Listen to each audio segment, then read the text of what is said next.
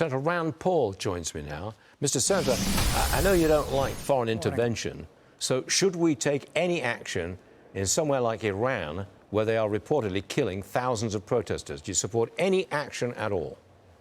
You know, I think our well-wishing should be with them. We should be supportive. We should encourage their desire and search for freedom.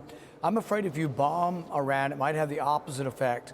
Often when foreign bombs rain in on a country, that country changes and reorients their anger from their own authoritarian leaders towards the foreign power that's attacking. So I don't think it will help the situation. I think it may make the situation worse. But I think by all means, we should be sending every message to Iran that it's not going to be integrating them further into society. It's going to estrange them more from the world community. And there are economic ramifications to that. And I think their people understand that. That's why their people are rebelling. They've lived in an economically destitute country that has all of this oil, and yet they live like a poor country because Iran has chosen to threaten the rest of the world. We reported this morning that there have been some evacuations from U.S. military bases in the Gulf. It sounds like something is going on. You picked up the vibes too, I take it?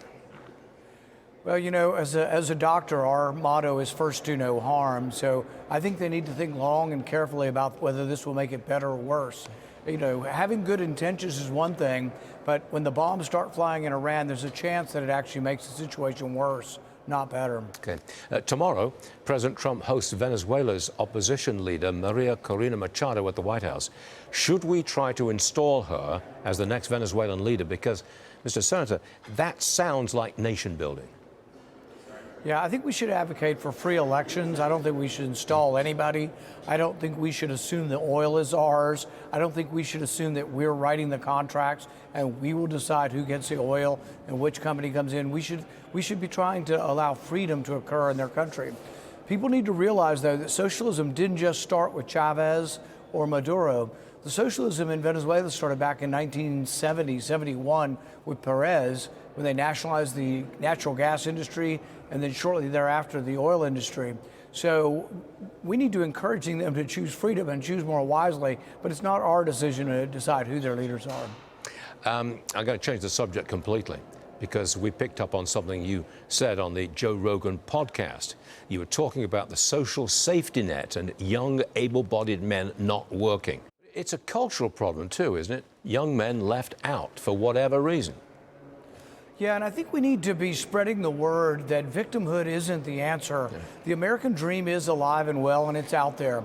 I go to tech schools all over Kentucky, full classrooms, tuition paid for by the business, and a guaranteed job if they finish tech school. If you get training in HVAC, that's air conditioners and heaters, a good technician probably makes $80,000 to $100,000 a year. You own the company, you'll be richer than any doctor in the community. There's great amount of money. Electricians, if you're an electrician, you make a good living. If you hire 4 electricians to work for you and you're a contractor, you make a fortune. So people should be encouraged not to say, oh, woe is me, I need food stamps. Go out. The world's just waiting for you to go out and conquer and to do well. And there's so many opportunities out there. Yeah, and this is America. Senator Rand Paul, thanks, as always, for being with us, Senator. Always like it. Thank you. Thank you, sir.